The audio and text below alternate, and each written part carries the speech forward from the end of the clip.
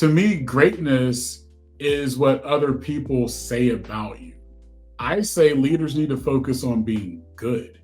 If you just focus on being a good leader, people will say that you're great because that's someone's opinion. So let me ask you something. What separates businesses that barely survive from those that absolutely thrive? Why do some leaders struggle while others create unstoppable momentum? If you've ever wondered how to take your business and your leadership to the next level, then buckle up because this episode is here for you. I'm sitting down with none other than Mick Hunt. He's a business strategist, sales powerhouse, and a growth architect who has helped scale businesses around the world, help them dominate and win in today's competitive environment. This conversation is real, it's raw, and it's packed with game-changing insights on leadership and business development. So get ready to level up, grab your pen and paper, and let's dive into the incredible episode with Mick Hunt.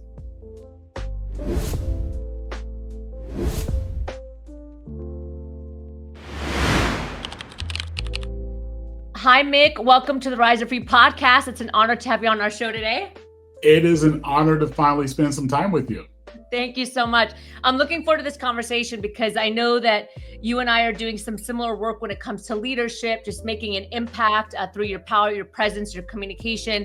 So I'm looking forward to have a like-minded conversation. But before we jump in, tell us a little bit about who you are, who's Mick, who were you when you were in high school? Let's start there. So that's a great question. So who am I? I'm that same 10-year-old kid that made a promise to his mom to change her life. And that's what I do every single day is I fulfill that promise. As I've gotten older and circumstances or life has changed, right? That promise has now become promises I keep to my kids, my wife, and my close circle. But who was I in high school? I was a kid that was determined to be some type of business leader. Didn't know what at the time. I just knew that in order for me to change circumstances, I had to make it happen. And so that's what I did. At 16, I was grinding, right? Like I was trying to figure out how do I get a scholarship to school? How do I become the best athlete or entertainer or leader that ever exists? Because if those things don't happen, I don't know if I can change circumstances. And so in high school, I was that motivated, competitive person that probably pissed a lot of people off because I wasn't trying to make friends. I was trying to change circumstances at home. So tell me a little bit about where you think that mindset came from, because that's a very like evolved way of thinking for a 16-year-old that's in high school, right? That's like grinding, working hard. And usually I notice that when young adults have that in them, it's either because they come from a family that's very uplifting and loving and pushes their potential, or the opposite, where like they might have a lot of trauma, pain at home. And so competition is like their fuel for growth. Yeah. So just out of curiosity, where do you think that innate commitment, dedication, hard work, wisdom as a young adult came from? Yeah, it's back to that promise. So, growing up, when I tell people about making a promise and changing lives, immediately people think poverty. Well, no, I didn't grow up in poverty.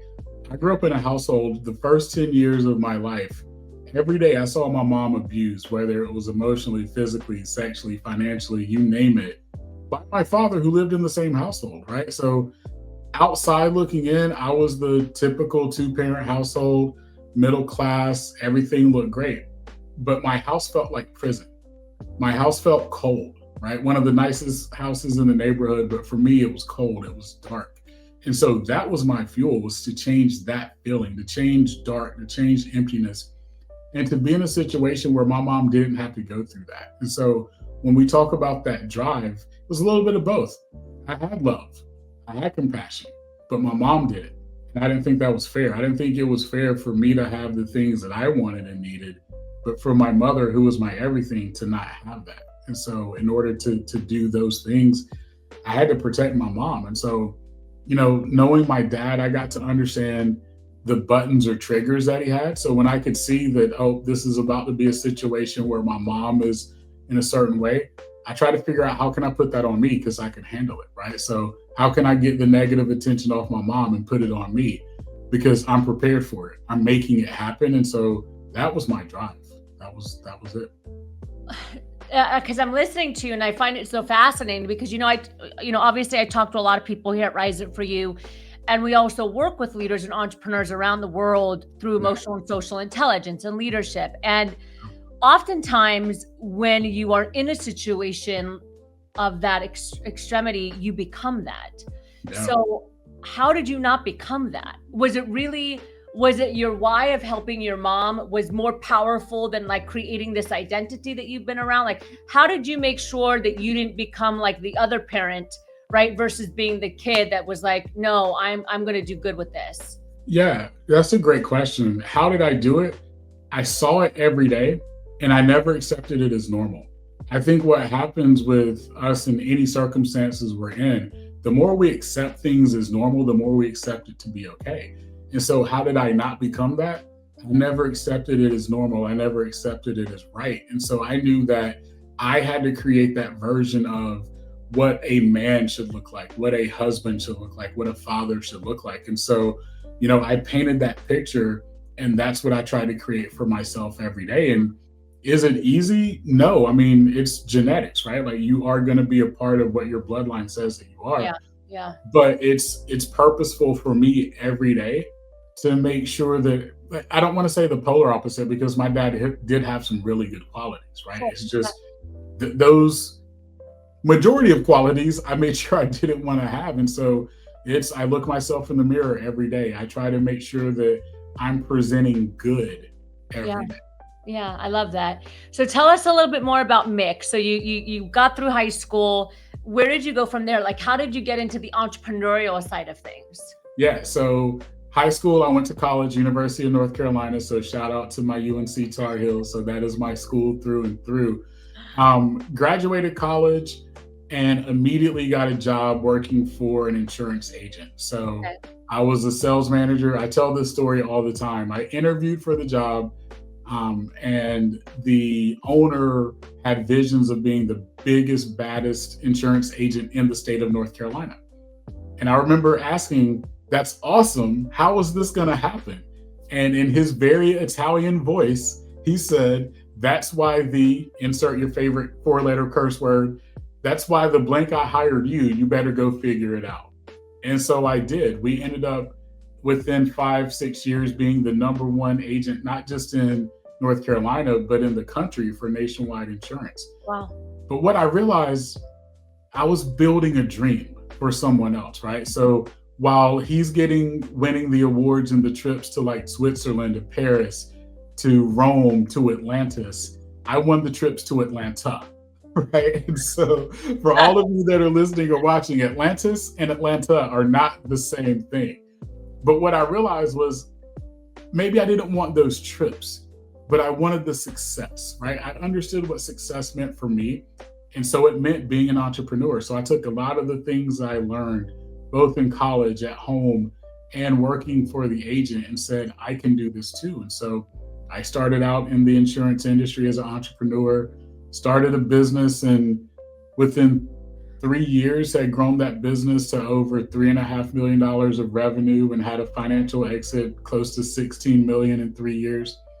I then took over a large broker where I inherited 50 million of revenue and grew that to 70 million in 4 years. And at that point, I said, I want to show other people how to do this, because growing and scaling isn't hard. It's definitely not easy, but you have to focus on the right things. And as leaders, right, understanding that you're the leader and you need to work more on the business, right? On the personal development side, we say you got to work more on you so that the things that are in you can come out. Well, it's the same thing with the business. The more we can work on the business, those internal things start to come out, and growing and scaling becomes easier than it had been in the past. And so that's what I do today. I work with leaders on becoming the best leader that they can be and growing their business. And then also, like you, I have a podcast on self-improvement and inspiration. I love that. So I want to go back just a little bit. So, you're talking about the business aspect, and it's funny because I remember having a similar epiphany. It's that epiphany when you're working for something and you realize you're good. You're like, oh, I'm good. Right. But Right. but you're getting the benefits of my good. It's not a Right. bad thing, right? But Right. I'm like, oh, Right. like what would happen if I took this skill and I Mhm. built something on on my own for myself, right? And so, Yeah. and there's nothing wrong with that. I mean, I love corporate. I was in corporate for a long time, and the only reason why I became an entrepreneur was by the grace of God. He kind of like kicked me in the teeth, and then from that came the Yeah. company. But Yeah. I'm curious for you because we teach leadership, but being a business owner, and I'm curious your thoughts on this, Mick. I think that teaching leadership to someone in corporate that walked into a company and has to lead people is very different than teaching leadership to somebody that owns the company, that built it with blood, sweat, and tears, that then also has to lead and empower their team. There's like a different energy and sometimes more, I would say, less empathy. I mean, that's what I experience. And so Mhm. I'm curious from you, because I can have this conversation with you. What are the differences you see in leaders that actually own and started the business versus leaders that, climb the career ladder and that, they basically go to work every day, just like the traditional team member, and they're mentoring and guiding them? Yeah, I mean, huge differences, and there's nothing wrong either way, right? Right. And I think we're both saying that, right? Yes. There's nothing wrong either way. I will say, especially for the person that it's their blood, sweat, and tears, your mentality is a little bit different because everyone that is on your team is solely dependent on the decisions that you make to eat at night, right? Like it's not just you, Yeah. right? Yeah. It's if you've got a team of 50, a team of 500, a team of 5,000, every decision that you make impacts the benefits that you're able to offer. It impacts, can this person provide for their family? Like all of those decisions, and you feel it, right? Like the one thing I will say is you feel it. There are sleepless nights. People hear the story of sleepless nights. There are sleepless nights, especially when you're, up to 18 months into the journey where it's like, is this really going to happen? Right? Can I borrow more money? Is this really the thing that I want to do? Because again, it's not just you that you're impacting, it's other people. And so when it's your baby, that becomes really the thing that you're thinking about. And so for those that start the journey and they're climbing the ladder or you enter in, again, it's not a bad thing, but a lot of times, 5 o'clock, 6 o'clock, you're back home and you're doing the family thing, right? And again, nothing wrong with that. For the entrepreneur, there's no such thing as you stop thinking about the business, right? Like there's no such thing as turning it off. And so for me, those are the biggest differences. The ability to turn it off versus there's no off switch, right? Like it's always on. 100%. And what would you say are some of the characteristics or the behaviors that display that? Like I know for me, and I can only speak from experience, that my patience sometimes is not as high as it would be when I was an executive. Before I built the company, I was an executive for a company. So Yeah. I could be more patient. But now, like just like you said, there's payroll that needs to be made. What's projected to come, like financially, income-wise, client-wise. And so there's like this bigger picture. And so I don't know about you, Mick, but there's almost like this constant urgency. It's like, we got to keep going. And Yeah. that comes out in the behaviors as a leader. So what would you say are some of the behaviors that you see that come out in leaders that are also running a company? Are they less empathetic? Are they more pace setters? Are they more assertive? Like, what are some of those things you see? Yeah, I would definitely say the biggest word is impatient. And just like you, and I see the book behind you, right? The one thing that I work on with most entrepreneurs that are also the authority leader is emotional intelligence. I believe it. Because you're so quick to know the vision that you have and to know why you hired someone or put people in the seats that you put them in. And so when they don't do what you think or what you appear to be the right thing, or not moving fast enough or not making the right decision, we get very impatient, right? Sometimes we need to sit down and think before we speak, right? Not sometimes, all the time. But then also understand, how do we connect with the people that are reporting to us? And I say this, most entrepreneurs also hire wrong, Yeah. right? Meaning, I've got an immediate need, I need a body, I've got a body, right? Well, I have this thing called the leadership DNA, and we really make sure that you understand the fabric of everyone that's on your team, especially from a leadership position. You understand how they make decisions because maybe that can help you put them in the right position to succeed. You understand the blind spots that they have. So if I know your blind spots, I know where not to put you. And I think another thing where leaders, I don't want to say do wrong, but put more priority on than they should, is we try to develop and strengthen weaknesses. I don't believe in that, Yeah. right? Like whatever your strengths are, I want to maximize that. And then I can build around weaknesses, right? Like I'm a sports guy, right? We didn't have Shaq on the team to shoot 3-pointers, but Shaq was a very important piece of the team, right? We didn't bring Tom Brady on to catch passes. We knew Tom Brady was going to put the pass where it needed to be. So a lot of times, don't develop weaknesses. Keep capitalizing and growing the strengths, and then hire and move around the weaknesses that everyone on your team has. I love that you said that because as you're speaking, I'm kind of reflecting, about myself. And I remember when I first started the company, you're right. I was just putting people, I just needed bodies.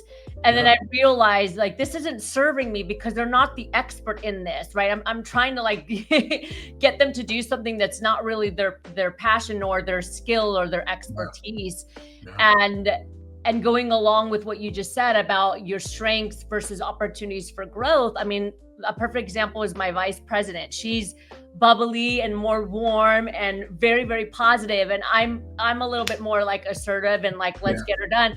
But I recognize, okay, she's the other half. Like I don't need to be, warm and lovey-dovey all the time. And I also don't need to be black and white all the time, but we can balance each other. And in situations where her energy is needed, we tap into that. In situations where my energy is needed from a client or team perspective, we tap into that, and it's a strength. So that's interesting that you bring that out. So talk to us a little bit more today about like what's the number one challenge that you would just see overall. Let's not even contingent upon leadership. Just what's the thing that you are seeing that's stopping from leaders being great? I think, and I'm going to answer this very emphatically, I think because we focus on being great. Yeah. Right? To me, greatness is what other people say about you. I say leaders need to focus on being good. If you just focus on being a good leader, people will say that you're great because that's someone's opinion. And so I think a lot of times, again, whether it's leadership, whether it's branding or growing or whatever it is, influencing, everybody's like, how do I be great? And you focus on very minute things to try to be great. But if you just be good and do good, and I say that there's 7 traits that all good leaders have, just focus on those things, right? Like, and not to name all 7, but I think 2 of the most important traits are being present, not just visible, right? And again, you don't have to be a leader to be present or to be visible, right? But that's what good leaders are. That's what good people do. They focus on the active engagement, not just the flair or the drama, right? So being present is critically important. If your team knows who you are, then that's cool. And then I think the second thing that I think is the most critical part of being a good leader, especially from a team perspective, is knowing when to move the stool, right? And by that, I mean, Muhammad Ali, great boxer, right? We all know Muhammad Ali. Well, his trainer, his coach, Angelo Dundee, in one of his fights, when he saw that Ali was tired and almost wanting to give up and almost didn't have more to continue, instead of sitting down in between rounds, he moved the stool and made him stand up. He made him stand tall. He made him face his opponent. And his opponent, who was sitting on a stool, saw that and threw in the towel. And so a good leader knows how to move the stool on their team. A good parent knows how to move the stool on their children, meaning make them stand up when they feel like they don't have enough left in them, or how do you inspire them to keep going, to continue? And I think all good leaders know how to do that. Yeah, I hear you. And do you find that the leaders that you work with struggle with that because they struggle doing it for themselves? Because I always say, like, you can't give what you don't have, right? And you always have to start with you. And I don't know about you, Mick, but the amount of times we have companies come to us that say, we want leadership training and we want to start with them coaching. And I'm, whoa. Like, that's like the last step. So what do you see? Yeah, I definitely think learning how to move the stool and letting your team stand up and I don't want to say forcing them to stand, but showing Sure. them that they can do things. Because as leaders, we like to micromanage. And a Yeah. lot of us don't think that we do. We disguise micromanagement and call it empowerment, right? We we disguise a lot of words in leadership Yeah. because we want to control processes. We want to control the outputs. Well, if we focus on outcomes, the outputs don't matter as much because we're both on this call and we probably do things much differently, but we can get the same outcome. Well, Yeah. whose outputs are right? Whose outputs are better? I don't care. I care that this is the end goal. I really don't care how we get there because everyone's different. And that's why it's harder for leaders to let go, or as I call it, moving the stool, because we want to see every step of the way. And we have KPIs, right? That was a big buzzword for the last several years. We have all these KPIs that nobody really cares about because we're not transparent about why those KPIs matter. Matter. And Yeah. so it's always harder for leaders to sometimes let go and focus more on the outcome versus the output. Yeah, I love that. So, Mick, tell us a little bit more about where you're going today. Any big plans that you have in front of you? Yeah, a lot of plans. So, I will be holding some fireside chats with several of my mentors this summer. So this summer through the rest of the year. So doing fireside chats with Damon John, with Les Brown, with Robert Irvine. So the people that I really hold dear and who have shaped my adult career because I believe in the power of mentorship. We've got that going on. I have a book coming out in September, How to Be a Good Leader When You've Never Had One. So again, focusing on the good of things, and then just always active on podcasts and on social. Like I'm all about giving free and encouraging tips or advice to people because I, just like you, were one of those, right? Like if someone would have offered me wisdom, I would have taken it and probably would have shortcut where I am today. Yeah, I love that. Thank you for sharing. I'd love to jump into the power section, Mick. So, a couple questions, short, rapid fire. So, we always ask if you were to leave the world with one final message, we call it our golden nugget. What would be your golden nugget to the world? Wow, that's a good question. My one golden nugget is you don't rise to the level, or you don't rise to the occasion. You rise to your level of preparation. So, always be prepared. Yeah, very cool. And if we do emotional intelligence here, so I always have to ask if what's one thing that makes you cry on demand, something that just instantly pulls the emotions out on you? Thinking about the struggle for the first 10 years for my mom. Yeah. Yeah. Self-confidence is one of the biggest challenges that we see with leaders and entrepreneurs. So if you had to score yourself on self-confidence, 10 being like 100% amazing, 1 being danger zone, what would you give yourself and why? A 10 because I talk to myself all day. I'm aware of who I am as a leader, not just in my companies, but in my communities and my household. So I'm a 10 because I'm always talking to myself and I'm always aware of who I am. Cool. Very nice. Final question for you. But before I ask, I know you mentioned you have your book coming out. You have the podcast, the Mick Unplugged. Tell it, like, what's the best place to find you? Your website, LinkedIn, Instagram? Yeah, so definitely Instagram, LinkedIn. That's where I personally spend my time. I have other accounts, but it's not me. So Instagram, LinkedIn is where you'll find me, and Mick Hunt Official is the website. Great. And we'll put in the show notes. And final question for you, Mick. As you know, we are the company Rise Up For You. What comes to mind when you hear that phrase? Wow. I think it reminds me of daily affirmations. And that's how I get my day started is affirmations and gratitude. And in order to rise up, I need to be thankful, right? And I need to know my purpose for that day and for those moments. So that's what Rise Up means to me. I love that. Mick, thank you so much for joining us today here on the Rise Up For You podcast. We appreciate you.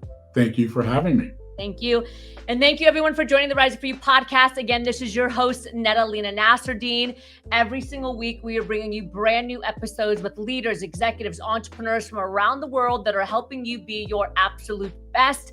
I will see you next time. Mick, thanks again for joining us. Thank you, dear.